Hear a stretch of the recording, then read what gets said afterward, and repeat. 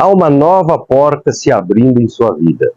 A maior escola de psicanálise do país, o CETEP, está de portas abertas para novos alunos e você pode ser um psicanalista de excelência. Você, independente da sua profissão, seja médico, professor, pastor, enfermeiro, você pode estudar a psicanálise e ser um analista de excelência, porque ele é uma ciência aberta a todos. E você aqui no CETEP terá toda a estrutura para se tornar um profissional bem-sucedido no mercado. Por isso, clique aqui, escolha se você quer a modalidade EAD ou presencial e venha estudar conosco no CETEP. Aguardamos você! Olá pessoal, sejam todos bem-vindos ao Psicanálise do Cotidiano, um programa onde a gente falamos sobre o dia a dia com um olhar psicanalítico totalmente leve. Hoje falamos sobre um tema muito relevante, que é sobre ansiedade, uma sociedade que vive muito ansiosa, sem às vezes um motivo plausível.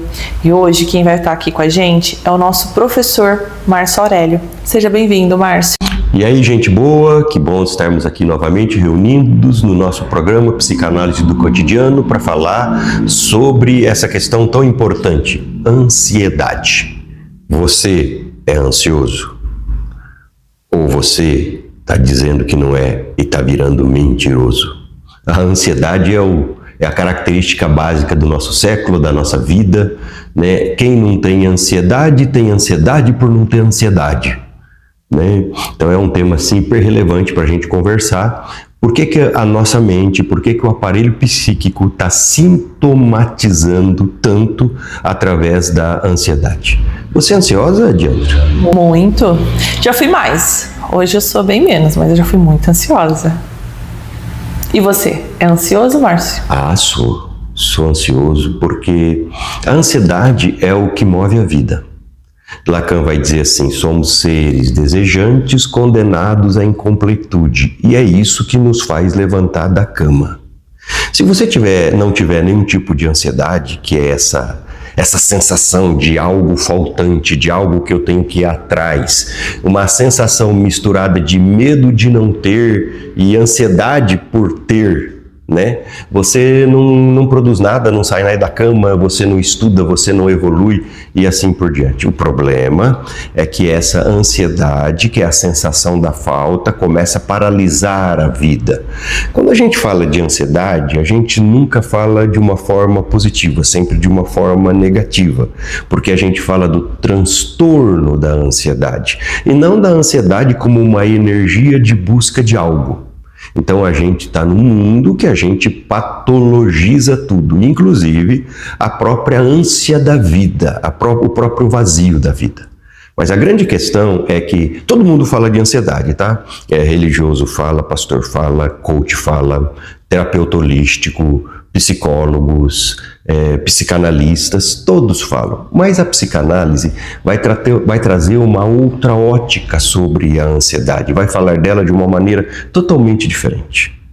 Márcio, a gente vê hoje no dia a dia, principalmente nas escolas e no trabalho, essa ansiedade mais aflorada.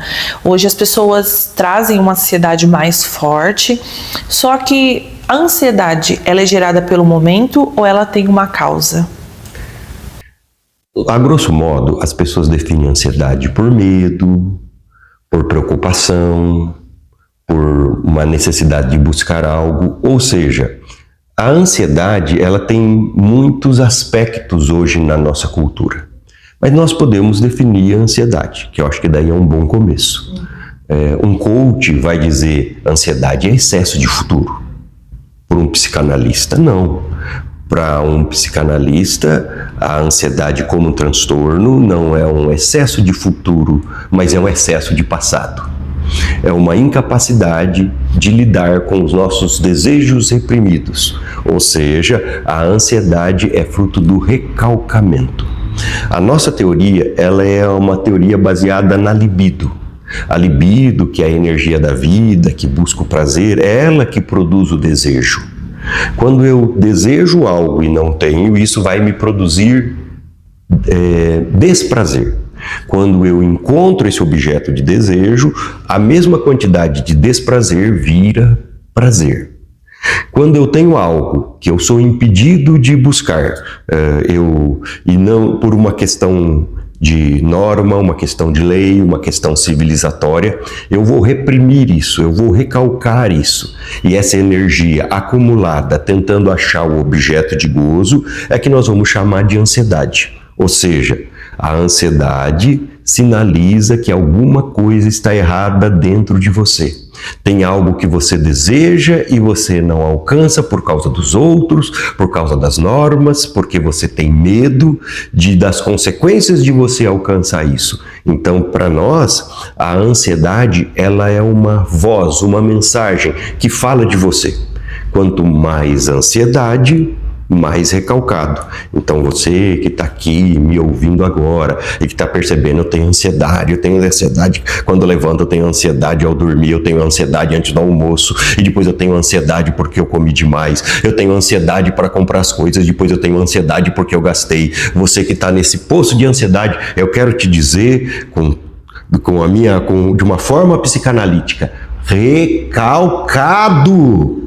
Tá cheio de recalque e você precisa fazer terapia para entender o que você realmente deseja e foi impedido, foi castrado, foi recalcado, para você ir em busca daquilo que realmente você deseja. Então, a ansiedade vai falar dos nossos desejos não realizados. E a ansiedade, ela é um sintoma, é uma voz, é algo que fala da gente, que mostra que alguma coisa está errada. Diandra, quando você chegou na psicanálise, como é que estava a sua alma, o seu coração? Como é que você está? O que faz um psicanalista? Ele é um investigador do inconsciente, um Sherlock Holmes da alma.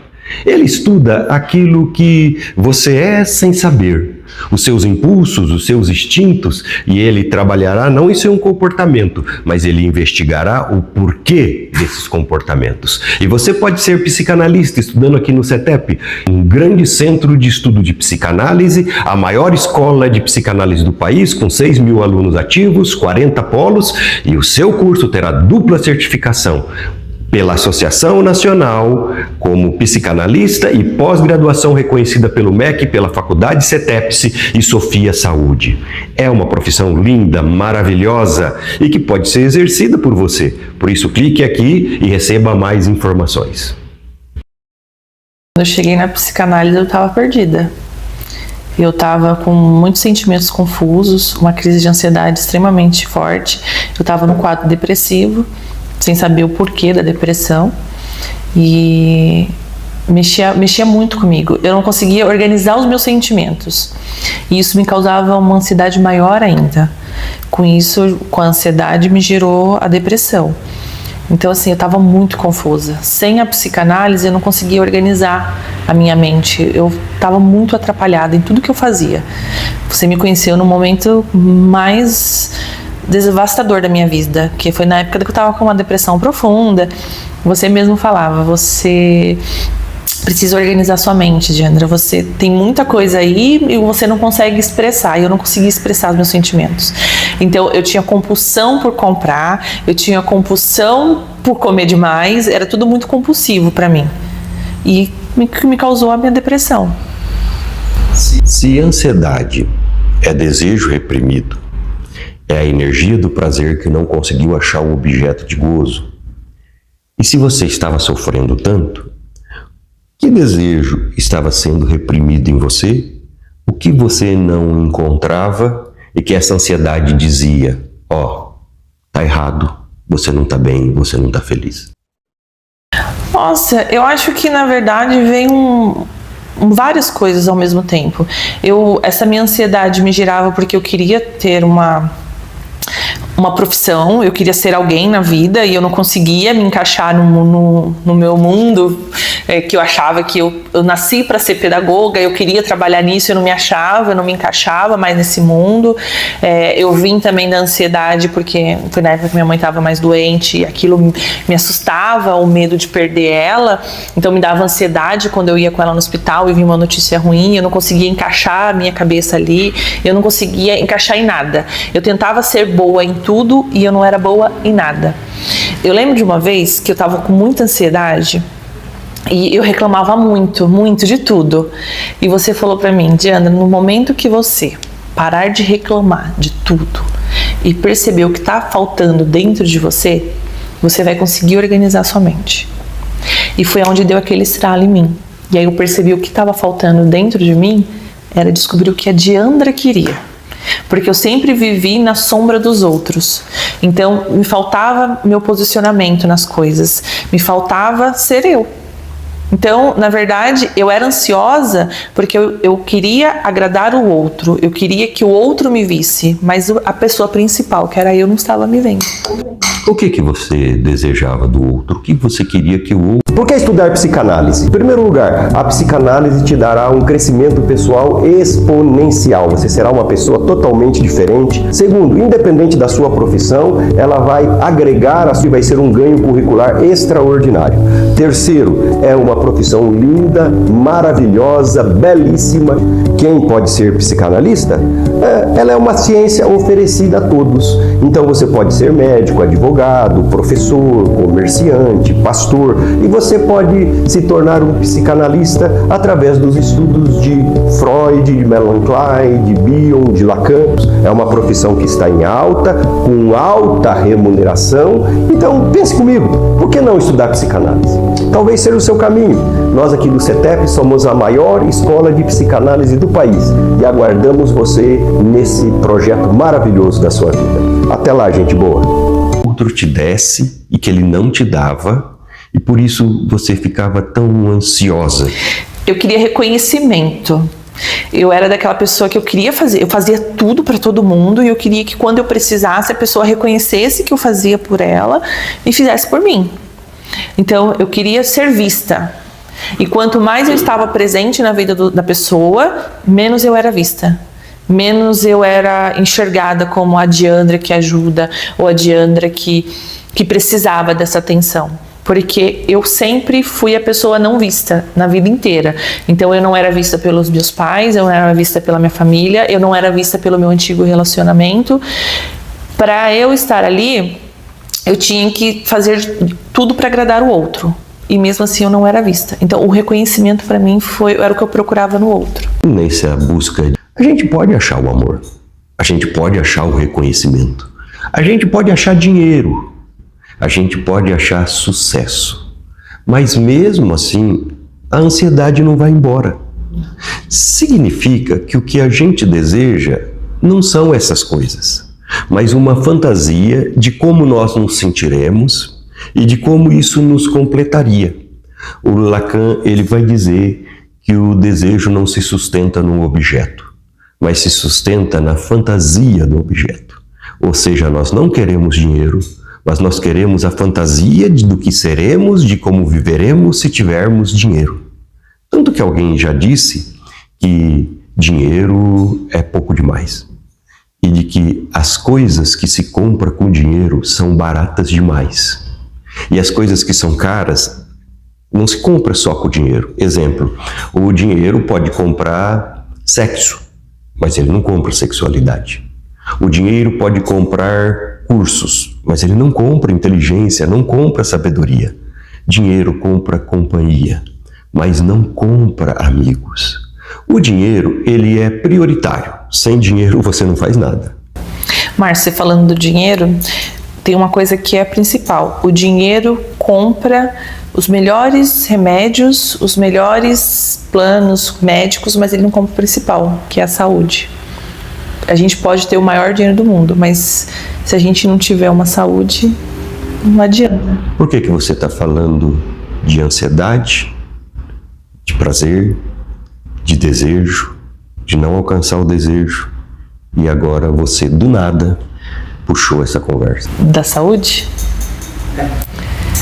Porque eu acho que hoje o que mais causa essa ansiedade na gente está afetando o principal, que é a nossa saúde mental.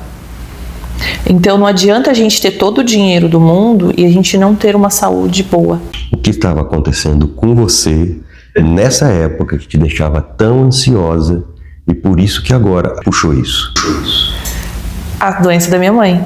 Eu podia comprar qualquer coisa, mas eu não podia comprar o principal, que era a saúde, a cura dela. E eu não consegui comprar isso para ela. A doença foi passando, foi evoluindo. Eu podia pagar os melhores médicos se eu quisesse, eu podia dar tudo para ela, mas eu não podia dar o principal, que era a cura. Tanto que, infelizmente, ela foi embora. Se Lacan está dizendo de que o que a gente não deseja é o objeto, mas a fantasia, se você conseguisse curar a sua mãe, se você conseguisse deixá-la feliz, se você conseguisse deixar ela bem, o que isso representa para a menininha Diandra que diz que não era vista pelos pais? Eu acho que eu tentei, de todas as outras formas, deixar ela mais leve. E nesse momento eu entendi que eu fiz o meu melhor ali para ela. Eu não precisei comprar. O que precisava era estar ali. E ela sempre falava isso para mim. Não adianta ter o mundo e eu não ter você presente. Como você se sentiria se você conseguisse deixá-la bem, deixá-la feliz? O que isso representaria? Você queria ser suficiente a ela. Você queria que ela olhasse para você e dissesse assim: eu sou feliz só por causa dessa minha menina. Você não conseguiu fazer isso. Porque o desejo não se sustenta no objeto. Ele sempre se sustenta na fantasia. Então eu desejo ir fazer uma viagem para a Europa. E eu digo, quando eu fizer uma viagem para a Europa, eu vou aumentar a minha história, a minha intelectualidade, e eu vou ser uma pessoa diferente, e eu vou para a Europa e não muda. E daí eu digo, não, agora eu preciso de uma outra coisa. Preciso fazer uma viagem para outro lugar, eu preciso fazer um curso, e a gente vai trocando de objeto em objeto, mas o desejo nada mais é do que preencher o vazio. A ansiedade é como se fosse um vazio com energia. Ou seja, vou fazer uma analogia. A ansiedade é um buraco negro, é um buraco espacial. O buraco negro, ele é algo tão poderoso que ele suga toda a matéria para ele. E quando a matéria entra no buraco negro, desintegra. E nesses meus poucos conhecimentos da astrofísica, eu consigo fazer essa analogia dizendo que é a mesma coisa. Tem um vazio dentro de nós que puxa as coisas, que não está bom. E que eu preciso de preenchê-lo para ser feliz. Só que parece que quanto mais eu coloco coisas dentro dela, tudo se desintegra. E eu puxo cada vez mais, e puxo cada vez mais. Porque o problema é o que esse vazio quer preencher. A ansiedade, ela pode ser definida de várias formas, né? Vamos tentar fazer uma analogia. Uma criança que quer um sorvete. Ou ela diz assim, se eu provar esse sorvete, eu serei tão feliz. Esse sorvete é tudo que eu preciso, né? E quantas vezes os filhos falam isso pra gente? O meu filho, ele vive falando, pai, me dá isso. Porque se você comprar tantos créditos do Roblox, e eu nunca mais vou te pedir nada na vida, pai. Nunca mais o senhor vai me ouvir pedindo nada. Quantas vezes eu ouvi isso? E daqui a pouquinho ele pede outra coisa, porque quando ele ganha o crédito, aquilo se desintegra e perde o sentido dele, vai para um outro desejo. Então uma criança que chega e diz assim, eu quero um sorvete porque o sorvete é o que vai me deixar feliz. E daí tem a castração, tem o recalque, a mãe chega e diz assim, tá na hora do almoço. Você não pode ter o teu sorvete. Você recalca e você fica infeliz porque causa desprazer, do mesmo tamanho do prazer do sorvete. Aí a tua mãe diz assim para você, depois do almoço você toma. E ela retarda o teu objeto de prazer. E daí a criança olha pro prato, coloca uma colher de arroz na boca e diz assim: já acabei, mãe? Já acabei? Não, ainda você tem que comer o feijão. Não, mãe, eu comi o feijão, e agora? E agora eu posso tomar o sorvete? Olha como essa criança está ansiosa. Olha como ela está precisando desse sorvete. É mais ou menos isso que acontece na vida. Nós precisamos de amores, de reconhecimento, de sermos ouvidos, de sermos amados. Só que parece que isso está sempre sendo retardado. Quando eu encontrar tal pessoa eu vou ser amado. Fulano, se eu conseguir como meu parceiro, como minha namorada, como seja o que for, minha parceira, eu vou ser plenamente feliz. E a gente vai colocando ideias de que podemos preencher este vazio, só que, como eu falei, parece que nada preenche. A nossa natureza é vazia. E quem produz esse vazio é o desejo. O desejo é que cria a ansiedade. E se você é ansioso, essa ansiedade está dizendo quem você é e mais, está falando o que falta. A ansiedade não é um problema, ela é um sinal de que alguma coisa está errada dentro de você e precisa ser arrumada. A ansiedade, ela pode te impulsionar para algo bom, ou ela pode te paralisar e te escravizar. E esse mundo que a gente vive hoje é escravo de uma ânsia, de um desejo de ter as coisas que é extremamente baseado no consumo. Nós estamos aqui para consumir, a gente consome curso, a gente consome pessoas, a gente consome coisas, a gente tem até código de defesa do consumidor. Verdade. Porque a gente está aqui para isso.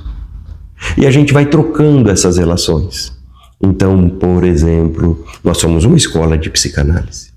Aqui, às vezes, os alunos têm com a gente uma relação de consumo. Eu vim aqui para tirar, eu vim aqui para consumir o curso. Mas ele se esquece que ele deveria ter uma relação de mestre e aluno. Eu tenho alguém e você tem que me fazer feliz, porque quando eu encontrar a pessoa certa eu vou ser feliz e vou viver o meu conto de fada e eu preciso tirar de você a felicidade. Então eu tenho uma relação de consumo para você. E as pessoas vêm para o consultório e começam a dizer: não, porque ele não me dava isso, não, porque ele não me dava aquilo, não, porque ela não me dava isso, porque ela não me dava aquilo. E em momento nenhum tem a conversa do amor. Eu amava fulano. Tinha um desejo dentro de mim de estar com ela, porque estar com ela me fazia tão bem.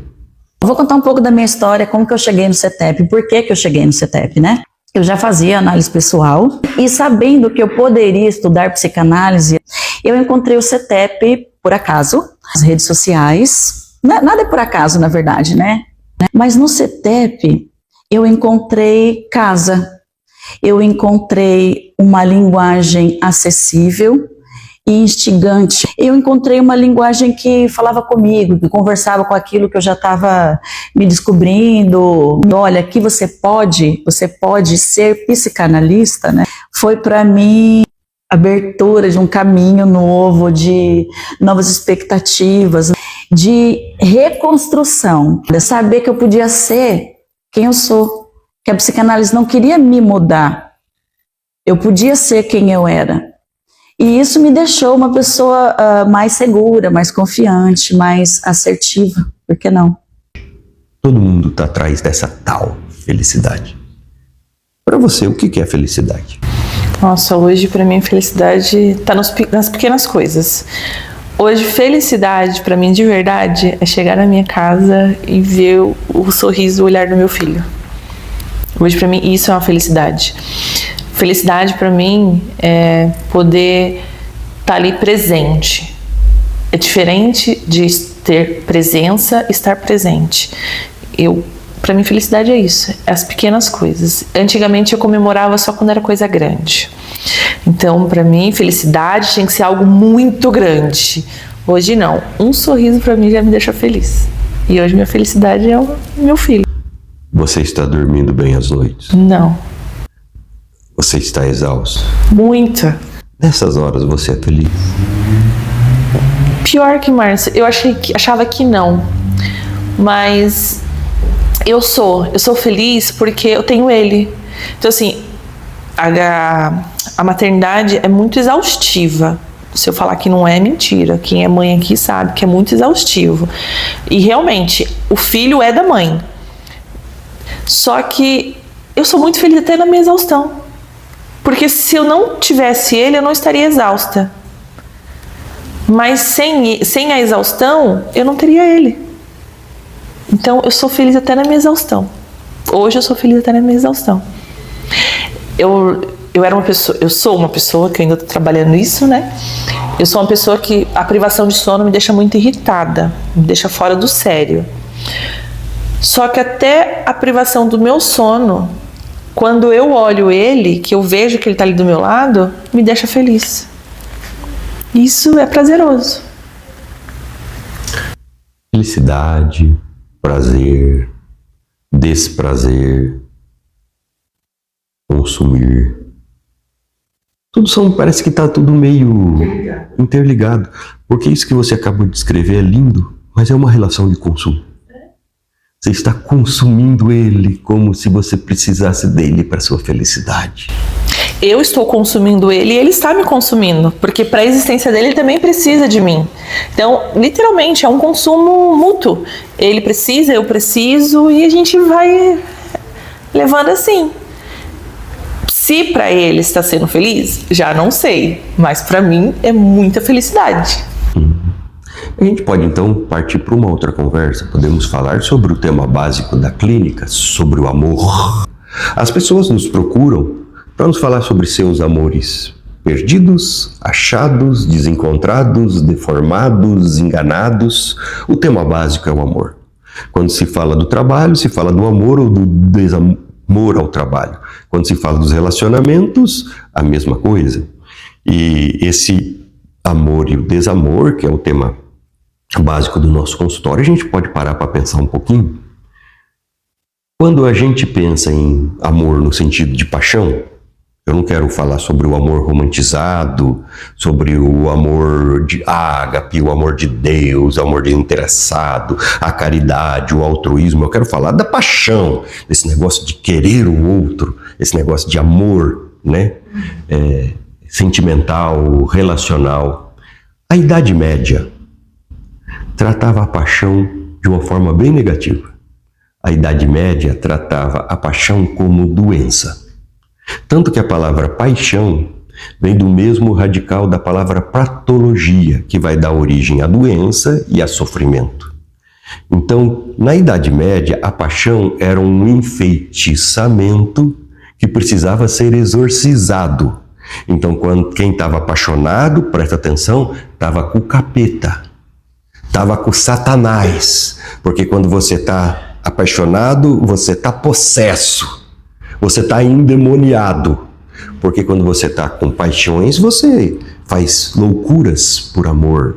Ou ninguém, você que está me ouvindo, você nunca ficou apaixonado por alguém, 1, 2, 3 semanas, e falou, ai, essa pessoa é tudo para mim, ai, como eu me sinto feliz com ela, e você vai, tem um salarinho bem apertado, e vai e compra um perfume carérrimo, paga em 10 parcelas. E daí na semana seguinte o relacionamento acaba, a paixão passa, mas as prestações do perfume continuam. E cada parcela você fica com aquele ódio dizendo, que besteira eu fui fazer, como eu não tive inteligência.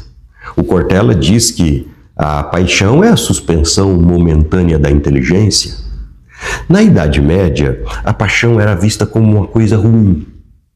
Porque paixão não faz bem para a saúde emocional. E lá, naquela época, que tudo estava ligado à teologia e à ideia de Deus, então a paixão não fazia bem para o espírito. Quando nós passamos pelo fenômeno do romantismo, do século 17, 18, esse fenômeno cultural ele inverte e ele traz a ideia de que a paixão é o que você precisa para viver, de que você não pode viver sem paixão, e ele inverte aquilo que é ruim como algo que é bom e que vai resolver todos os seus problemas. E a gente cresceu na mítica e no movimento do romantismo. Nós crescemos assistindo filmes de Hollywood, comédias românticas que mostravam alguém se ferrando para criar bastante empatia, e aí tinha o mocinho, a mocinha e o vilão, né? E o vilão judiava bastante, o mocinho só se ferrava até aparecer a mocinha, porque um amor resolve tudo. E aí, quando aparecia a mocinha, ele achava razão para lutar, razão para viver, e tudo que estava dando errado começava a dar certo, e você acaba com um final feliz. Então nós temos uma ideia de que nós estamos mal, nós estamos felizes, desempregados, lascados, sem dinheiro, porque nós não encontramos a pessoa certa, não encontramos a cara metade. E a gente tem que tomar cuidado quando a gente fala de cara metade, porque a música que diz assim, 2 pedaços na laranja, sonho lindo de viver. O autor dessa música já colocou mais ou menos umas 8 vezes tentando colocar o encaixe na maçã na laranja e não deu certo, né? Que é o nosso amigo Fábio Júnior, né? Então, acho que a gente pode pensar de que a psicanálise tem uma ideia parecida com a Idade Média. Paixão não faz bem para a saúde mental. A paixão cria vulnerabilidades, aumenta as minhas inseguranças, eu me sinto besta, bobo, desengonçado. Se você quer saber se alguém está apaixonado, se você quer saber se alguém está apaixonado por você, Diandro, ou você que está me assistindo, é só olhar para ele ou para ela e ver se quando olha nos teus olhos tem uma cara de bobo, de besta, de imbecil. Se tiver com uma cara ridícula, tá apaixonado. Então eu vivo o dia inteiro com a cara de besta nos meus olhos. A paixão ela tem isso, mas você pode ver também como você tá alterada com isso. Né? Alguém já disse que a paixão é um caminho para o verdadeiro amor, que quando a paixão passa, você sabe se você está amando ou não está amando. A paixão, o amor baseado na paixão, a psicanálise entende mais ou menos como a Idade Média. Tem mais a ver com doença do que com amor. Tem mais a ver com obsessão do que com um relacionamento mais saudável. Tanto que o amor romântico para a psicanálise é o amor mais doente, porque é um amor que cria relacionamentos irreais, e a característica básica deste amor passional, romântico, é a ansiedade. Eu preciso ter esta pessoa, eu preciso ser esta pessoa, eu não vivo sem ela. Né? O que alguém apaixonado diz? Você é o ar que eu respiro. Deus me livre. Eu não quero ser o ar de ninguém. Deus me livre. Não é um relacionamento bom, não é um relacionamento saudável. Esse tipo de relacionamento é que cria os assassinatos, porque se você não é minha, você não é de ninguém. É que cria os excessos, né? E é um amor que adoece. Mas daí surge uma questão. Se amor, se paixão faz mal para a saúde mental, então por que a gente faz? A gente deveria não fazer, porque não é legal, não faz bem para a saúde mental. Por quê? Por quê, Diana? Eu acho que a nossa base é o amor, né? Como que a gente viveria sem o amor, Márcio?